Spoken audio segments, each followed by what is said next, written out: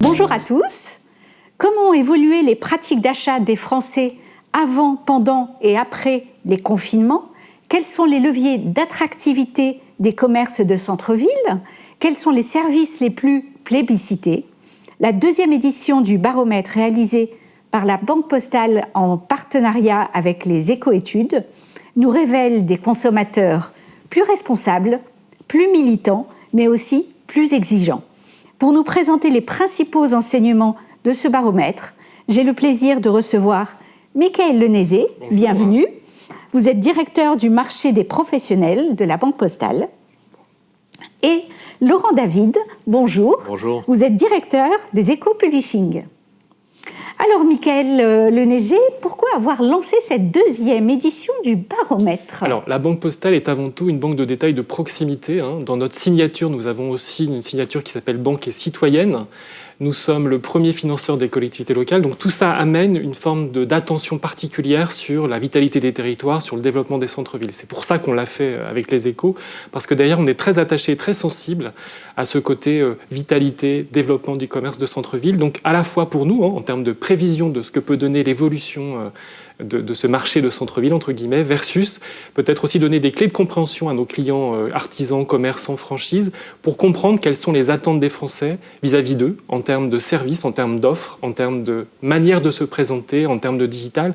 Et cette étude qu'on a réalisée en partenariat avec les Éco-études a mis en lumière, en fait, finalement, les attentes des Français dans les villes moyennes, de 20 000 à 200 000 habitants. Et le vrai sujet qui est posé dans cette étude, c'est finalement, dans ce contexte particulier de crise sanitaire, comment les commerçants vont devoir s'adapter dans le futur pour développer, pérenniser leur activité. Alors Laurent, un premier enseignement de ce baromètre sur les pratiques d'achat des Français des villes moyennes. Ce qui nous a marqué particulièrement, alors il y a beaucoup d'enseignements, il y en a qui ne surprendront pas sur la vague de la digitalisation qui a accéléré pendant ces périodes de confinement, mais ce qui nous a surpris, c'est ce qu'on a appelé la bipolarisation des attentes des consommateurs autour de deux piliers.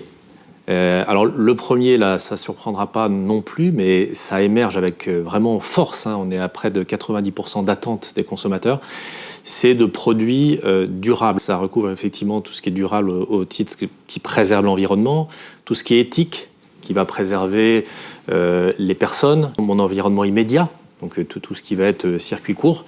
Et puis même au-delà, on s'aperçoit que pour beaucoup, ça va être synonyme de qualité. On attend de la qualité, c'est-à-dire que la clémentine qui est toute sèche et qui n'a aucun goût, on n'en veut plus. Donc cette attente est très forte.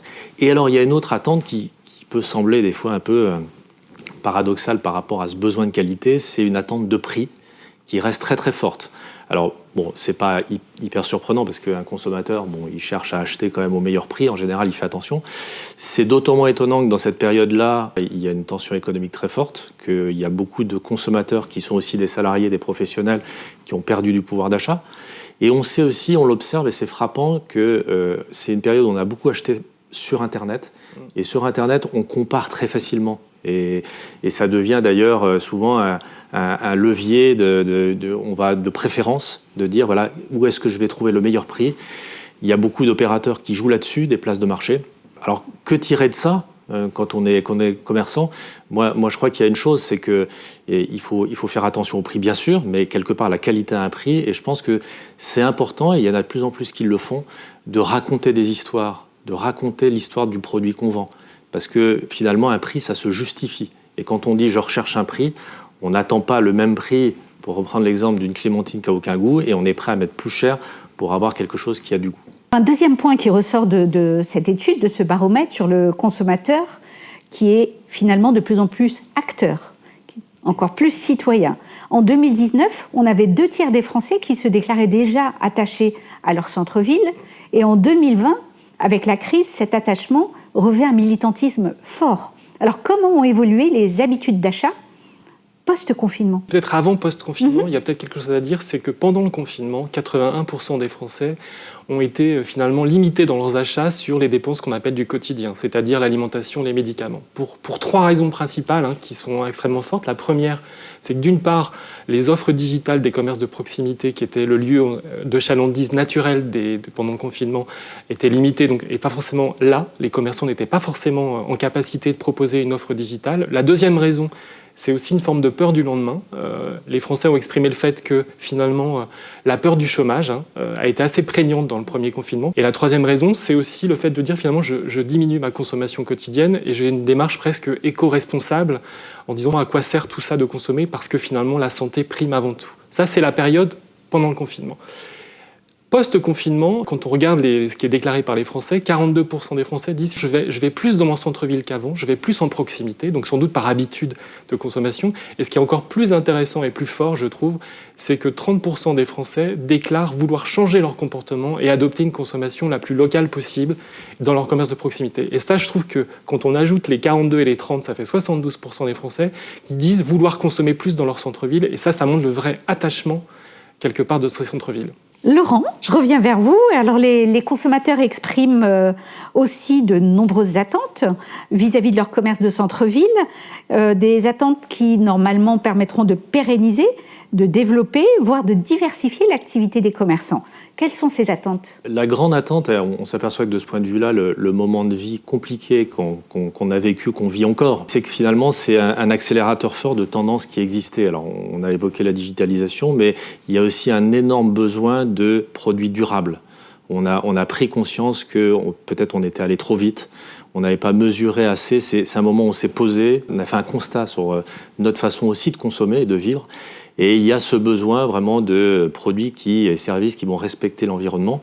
Alors ça peut être le produit lui-même qui est conçu, qui est fabriqué, qui est produit dans des normes très respectueuses de l'environnement, mais ça peut être aussi des nouvelles façons de consommer. Alors je pense à, par exemple, des produits d'occasion, seconde main. Ça peut être aussi privilégier la location versus la propriété. Et il y a aussi une énorme attente sur la mise en avant, notamment sur Internet, puisqu'encore une fois, les usages digitaux se sont développés, de toutes ces initiatives via des plateformes. On pourrait imaginer que voilà, les communes ou les quartiers éditent une newsletter mettant en avant les ouvertures, ce qu'on peut trouver, etc. Il y a un besoin aussi pour les commerçants de communiquer, et c'est pas simple. Je vais vous donner un exemple.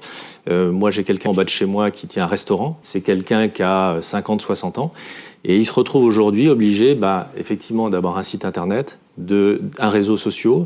Alors, tout ce qui est métier de bouche sont très sur Instagram, mais c'est pas simple parce que derrière, il faut faire des photos. Si elles sont de mauvaise qualité, c'est contre-productif. Il faut avoir un petit texte. Les commerçants, ils doivent devenir aussi presque communicants, marketeurs. Et que voilà, c'est une exigence nouvelle, mais que ça leur permettra de promouvoir cette qualité que réclament les consommateurs. Alors, la crise aussi a été un accélérateur de tendance et sans aucun doute un très fort catalyseur, je rebondis sur ce que disait Laurent, un très fort catalyseur pour le commerce en ligne. Comment se traduit aussi cette évolution ? Alors, évidemment, on n'a jamais passé autant de temps que dernièrement sur Internet. Il y a près de 72% des Français déclarent avoir consommé du e-commerce dans les mois qui viennent de se passer. Donc, c'est évidemment une forte tendance qui s'accélère dans le futur. Et surtout, ça a donné quelques chiffres très intéressants, notamment sur le développement de canaux de click and collect pour 31% d'entre eux, et voire de commandes en ligne et de retrait de livraison à domicile pour presque 42% des Français. Donc on voit qu'il y a un vrai accélérateur du digital sur la consommation. Pour autant, ça cache quand même quelque chose d'assez fondamental. C'est un peu plus de 55% des Français qui sont quand même très inquiets sur l'absence de présence digitale de leurs commerçants de proximité. Et ça, c'est une angoisse à la fois sur le fait de dire ils ne sont pas là, donc je ne peux pas consommer chez eux, alors qu'ils ont envie de le faire. On parlait tout à l'heure des 72% qui veulent changer de comportement. Et puis deuxième chose, c'est surtout la peur que ces entreprises disparaissent et que les centres-villes deviennent finalement sans commerce. L'attente véritable, c'est soyez sur le digital.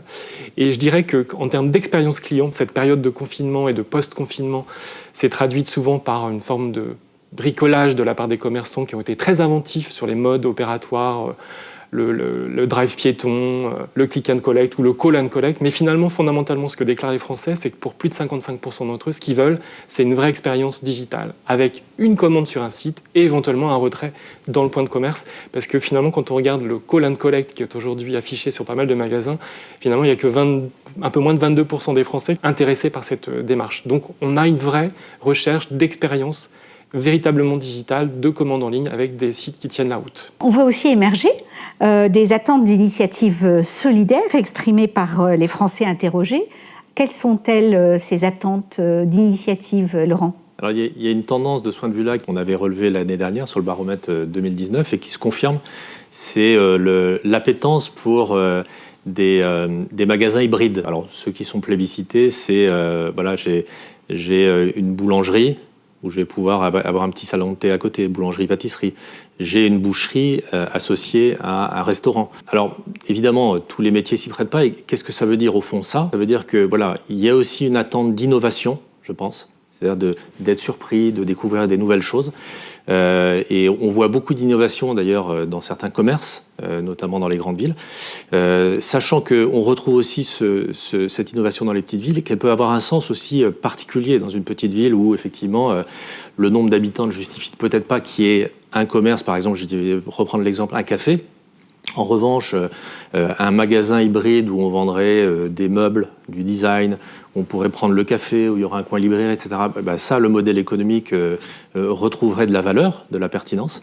Et puis, ce que ça veut dire aussi, évidemment, c'est qu'on a besoin de liens. Il y a une formule célèbre, hein, c'est « l'enfer, c'est les autres ». J'ai l'impression qu'on a découvert pendant le confinement que le bonheur, c'est les autres.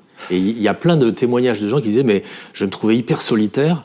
Mais en fait, j'ai besoin des autres. On a envie de sortir chez soi et d'avoir un environnement agréable, d'avoir des commerces et d'avoir des gens où il y a une vraie chaleur humaine, où il y a un vrai dialogue.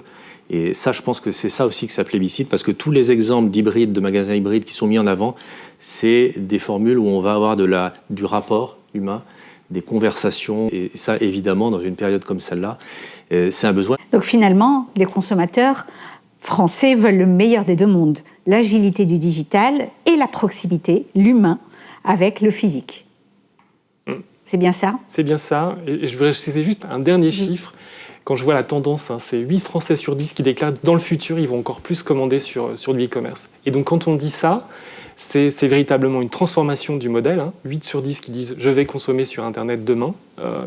Sur mon commerce de proximité ou ailleurs, ça veut dire que c'est l'association des deux mondes qui va faire la réussite du commerce de proximité. Et donc il faut absolument acter la transformation du commerce de centre-ville avec les moyens modernes de 2021. Et d'autant plus, à mon avis, qu'on voit émerger un certain militantisme. On prend conscience qu'à un moment donné, selon l'achat qu'on va faire, ça va avoir un impact sur notre environnement. Et moi, je serai commerçant, j'essaierai de jouer sur cette sensibilité-là, parce que ça a un vrai sens de se dire, voilà, on ne veut pas vivre dans des quartiers où juste on dort et où il n'y a pas d'environnement et tout commander sur Internet et livré par des drones. Et j'espère qu'effectivement, on va devenir militant aussi par notre consommation et par nos achats et la façon qu'on aura d'acheter.